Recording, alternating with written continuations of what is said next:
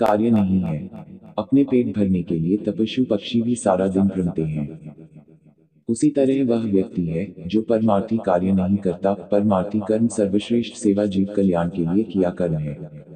जीव कल्याण का कार्य न करके सर्व मानव मरुस्थल के हिरण की तरह दौड़ दौड़कर मर जाते हैं, जिसे कुछ दूरी पर जल ही जल दिखाई देता है और वहां दौड़कर जाने पर थल ही प्राप्त होता है।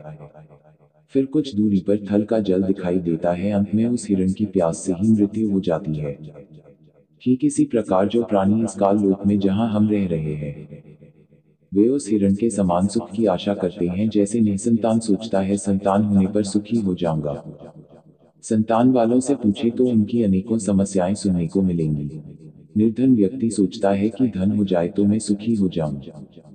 जब धनवानों की कुशल जानने के लिए प्रश्न करोगे तो ढेर सारी परेशानियां सुनने को मिलेंगी।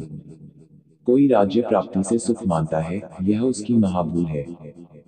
राजा, मंत्री, मुख्यमंत्री, प्रधानमंत्री, राष्ट्रपति को स्वप्न में भी सुख नहीं होता। जैसे 4-5 सदस्यों के परिवार का मुखिया अपने परिवार के प्रबंध में कितना परेशान रहता है। राजा तो एक क्षेत्र का मुखिया होता है, उसके प्रबंध में सुख स्वप्न में भी नहीं होता। राजा लोग शराब पीकर कुछ गम भुलाते हैं, माया इकट्ठा करने के लिए जनता से कर लेते हैं, फिर अगले जन्मों में जो राजा सत्य भक्ति नहीं करते, पशु योनियों को प्राप्त होकर प्रत्येक व्यक्ति से वसूले कर को उनके पशु बनकर लौटाते हैं। जो व्यक्ति मनमुखी होकर तथा झूठे गुरुओं से दीक्षित होकर भक्ति तथा धर्म करते हैं, वे सोचते हैं कि भविष्य में सुख होगा, लेकिन इसके विपरीत दुख ही प्राप्त होता है। कबीर साहिब कहते हैं कि मेरा यह ज्ञान ऐसा है कि यदि ज्ञानी पुरुष होगा तो इसे सुनकर हृदय में बसा लेगा, और यदि मूर्ख होगा तो उसकी समझ से बाहर है। कबीर, ज्ञानी हो तो हृदय लगाए, मूर्ख हो तो गम ना पाए। अधिक जानकारी के लिए कृपया प्रवेश करें इस पुस्तक ज्ञान गंगा में। इस पुस्तक को पढ़कर सुप्रीम कोर्ट के वरिष्ठ अधिवक्ता श्री सुरेश चंद्र ने कहा, इस पुस्तक का नाम तो ज्ञान सागर होना चाहिए। कलयुग में सत्ययुग। संत रामपाल जी के सत्संग वचनों से उद्धृत। सत्ययुग उस समय को कहते हैं जिस युग में अधर्म नहीं होता, शांति होती है, पिता से पहले पुत्र की मृत्यु नहीं होती, स्त्री विधवा नहीं होती, रोग रहित शरीर होता है, सर्व मानव भक्ति करते हैं, परमात्मा से डरने वाले होते हैं क्योंकि वे आध्यात्मिक ज्ञान के सर्व कर्मों से परिचित होते हैं। मन, कर्म, वचन से किसी को पीड़ा नहीं देते तथा दुराचारी नहीं होते। जति सती स्त्री पुरुष होते हैं। वृक्षों की अधिकता होती है। सर्व मनुष्य वेदों के आधार से भक्ति करते हैं। वर्तमान में कलयुग है, इसमें अधर्म बढ़ चुका है। कलयुग में मानव की भक्ति के प्रति आस्था कम हो जाती है, या तो भक्ति करते ही नहीं, यदि करते हैं तो शास्त्र विधि त्याग कर मनमानी भक्ति करते हैं, जो श्रीमद् भगवद गीता अध्याय 16 श्लोक 23-24 में वर्जित हैं। जिस कारण से परमात्मा से जो लाभ वांछित होता है वह प्राप्त नहीं होता। इसलिए अधिकतर मनुष्य नास्तिक हो जाते हैं। धनी बनने के लिए रिश्वत, चोरी, डाके डालने को माध्यम बनाते हैं, परंतु यह विधि धन लाभ की न होने के कारण परमात्मा के दोषी हो जाते हैं तथा प्राकृतिक कष्टों को झेलते हैं। परमेश्वर के विधान को मानव भूल जाता है कि किस्मत से अधिक प्राप्त नहीं हो सकता। यदि अन्य अवैध विधि से धन प्राप्त कर लिया तो वह रहेगा नहीं। जैसे एक व्यक्ति अपने पुत्र को सुखी देखने के लिए अवैध विधि से धन प्राप्ति करता था। कुछ दिनों पश्चात उसके पुत्र के दोनों गुर्दे खराब हो गए। जैसे तैसे करके गुर्दे बदलवाए 3 लाख रुपए खर्च हुआ। जो धन अवैध विधि से था वह जोड़ा सर्व खर्च हो गया तथा कुछ रुपए कर्जा भी हो गया। फिर लड़के का विवाह किया। 6 महीने के पश्चात बस दुर्घटना में इकलौता पुत्र मृत्यु को प्राप्त हुआ। अब न तो पुत्र रहा और न ही अवैध विधि से अर्जित किया गया धन। शेष क्या रहा? अवैध विधि से धन संग्रह करने में किए हुए पाप जो अभी शेष हैं, उनको भोगने के लिए जिस दोस्त से पैसे ऐंठे थे, उनका पशु, गधा, बैल, गाय बनकर पूरे करेगा। परंतु परम अक्षर ब्रह्मा की शास्त्रानुकूल साधना करने वाले भक्त की किस्मत को परमेश्वर बदल देता है, क्योंकि परमेश्वर के गुणों में लिखा है कि परमात्मा निर्धन को धनवान बना देता है। सत्ययुग में कोई भी प्राणी मांस, तंबाकू, मदिरा सेवन नहीं करता, क्योंकि वे इनसे होने वाले पापों से परिचित होते हैं।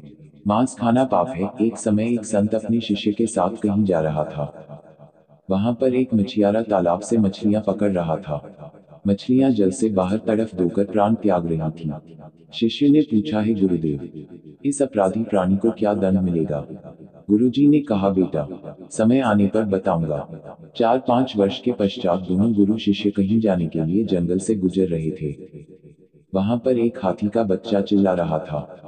उछल कूद करते समय हाथी का बच्चा दो उगे वृक्षों के बीच में फंस गया। वह निकल तो गया, परंतु निकलने के प्रयत्न में उसका सर्व शरीर छिल गया था तथा उसके शरीर में जख्म हो गए थे। उसके सारे शरीर में कीड़े चल रहे थे, जो उसको नोच रहे थे। वह हाथी का बच्चा बुरी तरह चिल्ला रहा था। शिष्य ने गुरु जी से पूछा कि हे गुरुदेव, यह प्राणी कौन से पाप का दंड भोग रहा है? गुरुदेव ने कहा, पुत्र, यह वही मछियारा है जो उस शहर के बाहर जलाशय से मछलियां निकाल रहा था। मदिरा, शराब पीना कितना पाप है। शराब पीने वाले को 70 जन्म कुत्ते के भोगने पड़ते हैं। मल मूत्र खाता पीता फिरता है। अन्य कष्ट भी बहुत सारे भोगने पड़ते हैं तथा शराब शरीर में भी बहुत हानि करती है। शरीर के 4 महत्वपूर्ण अंग होते हैं, फेफड़े, लीवर, गुर्दे तथा हृदय। शराब इन चारों को क्षति पहुंचाती है। शराब पीकर मानव न रहकर पशु तुल्य गतिविधि करने लगता है। कीचड़ में गिर जाना, कपड़ों में मलमूत्र तथा वमन कर देना, धन हानि, मान हानि, घर में अशांति आदि मदिरा पान के कारण होते हैं। वाई, मदिरा सत्ययुग में प्रयोग नहीं होती। सत्ययुग में सर्व मानव परमात्मा के विज्ञान से परिचित होते हैं, जिस कारण सुख का जीवन व्यतीत करते हैं।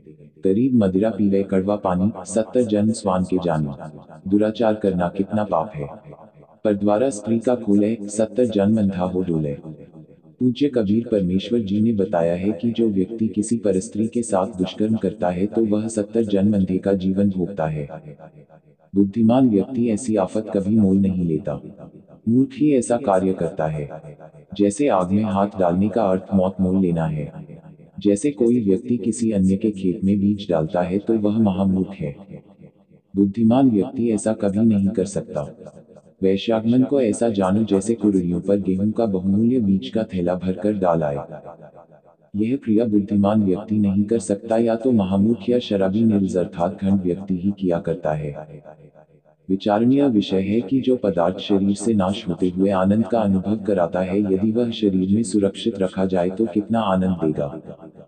दीर्घायु, स्वस्थ शरीर, स्वस्थ मस्तिष्क, शूरवीरता तथा स्फूर्ति प्रदान करता है। जिस पदार्थ से अनमोल बच्चा प्राप्त होता है, उसका नाश करना बच्चे की हत्या करने तुल्य है। इसलिए दुराचार तथा अनावश्यक भोग विलास वर्जित है। तंबाकू सेवन कितना पाप है। परमेश्वर कबीर जी ने बताया है, सुरापान मद्य मांसाहारी, गमन करे भोगे पर नारी। 70 जन्म कटत है शिशम, साक्षी साहिब है जगदीशम। पर द्वारा स्त्री का खोले, 70 जन्म अंधा हो डोले। 100 नारी जारी करे, सुरापान 100 बार। एक चिलम हुक्का भरे, डूबे काली धार। जैसे कि ऊपर वर्णन किया है कि एक बार शराब पीने वाला 70 जन्म कुत्ते का जीवन भोगता है, फिर मल मूत्र खाता पीता फिरता है। परस्त्री गमन करने वाला 70 जन्म अंधे के भोगता है। मांस खाने वाला भी महाकष्ट का भागी होता है। उपरोक्त सर्व पाप 102 बार करने वाले को जो पाप होता है, वह एक बार हुक्का पीने वाले अर्थात तंबाकू सेवन करने वाले को सहयोग देने वाले को होता है। तंबाकू सेवन करने वाले हुक्का, सिगरेट, बीड़ी या अन्य विधि से सेवन करने वाले तंबाकू खाने वालों को क्या पाप लगेगा? घोर पाप का भागी होगा। एक व्यक्ति जो तंबाकू सेवन करता है, जब वह हुक्का या बीड़ी सिगरेट पीकर धुआं छोड़ता है तो वह धुआं उसके छोटे छोटे बच्चों के शरीर में प्रवेश करके हानि करता है। वे बच्चे फिर शीघ्र बुराई को ग्रहण करते हैं तथा उनका स्वास्थ्य भी बिगड़ जाता है। अवतार की परिभाषा। अवतार का अर्थ है ऊंचे स्थान से नीचे स्थान पर उतरना। विशेषकर यह शुभ शब्द उन उत्तम आत्माओं के लिए प्रयोग किया जाता है जो धरती पर कुछ अद्भुत कार्य करते हैं, जिनको परमात्मा की ओर से भेजा हुआ मानते हैं या स्वयं भी कार्य नहीं है। अपने पेट भरने के लिए तपस्वी पक्षी भी सारा दिन घूमते हैं।